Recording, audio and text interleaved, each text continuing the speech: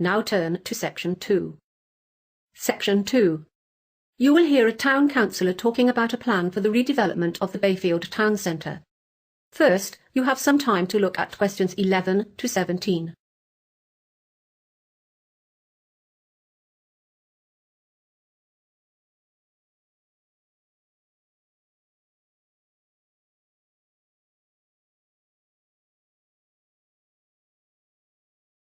Now listen carefully and answer questions 11 to 17.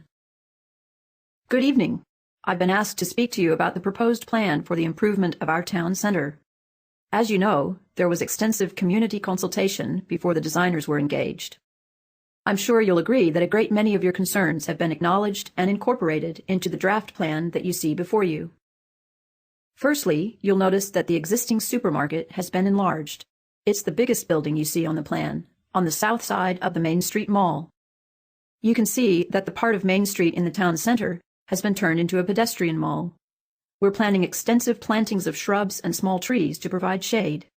There will be plenty of parking for supermarket shoppers on the west side of the building, and a few spaces to the south facing the park. The park will not be touched except for the addition of a small artificial lake, which we hope will attract ducks and other bird life. We've taken into account your petition not to expand the tavern.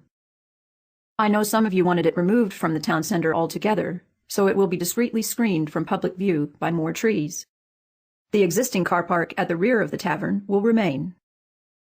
Opposite the tavern, on the other side of Main Street, there will be a covered market. The Saturday farmers market is hugely popular, but stallholders have suffered from a lot of bad weather recently. We think everyone will be happy with this part of the redevelopment.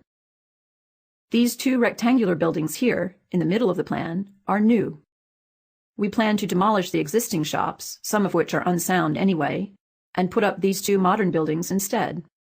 The one across Bay Road from the market will house boutiques, delicatessens, and other specialty shops all under one roof. The other one to the west will contain offices, so you'll have convenient access to all the professionals in town inside one building. The swimming pool will remain where it is, of course. The school is a major user of the pool, so to make it safer for students to cross Swan Road, a pedestrian crossing will be installed in front of the school gymnasium. You can see we've planned a gap in the trees here on the Main Street Mall so that students will be able to walk across the Main Street Mall straight to the pool. Another pedestrian crossing to the west of the pool will give students and other users safer access to the new library here. Library users will be able to share the supermarket parking. We expect that Swan Road may become a busier thoroughfare once the Main Street has been converted to pedestrians only, but we'll address that issue in the second stage of the development. In the meantime, the east end of Swan Road will be converted into a public car park, here, between the council building and the market. Before you hear the rest of the conversation, you have some time to look at questions 18 to 20.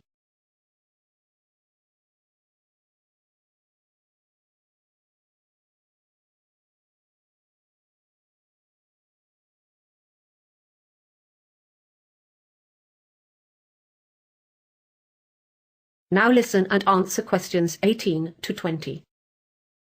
I'll deal with any questions you may have at the end of this talk. In the meantime, I'll give you some idea of what the second stage of development will involve. In line with the overwhelming concern of Bayfield inhabitants, improved public transport is definitely at the forefront of the next stage. We're planning to develop a modern transportation hub on the outskirts of town. Another issue we want to address is the lack of playgrounds and sporting facilities. These could be part of Stage 2, depending on the Council's ability to purchase appropriate sites. As I mentioned earlier, traffic may become a problem in Swan Road. Once Main Street has been blocked off, the Council will study the speed, flow, and density of vehicles on Swan Road and decide on appropriate measures. I know the Council's preference would be to install traffic lights either side of the pedestrian crossing, but they'll consider other options to alleviate traffic problems, like diverting non-essential vehicles to a back road. Are there any questions? That is the end of Section 2.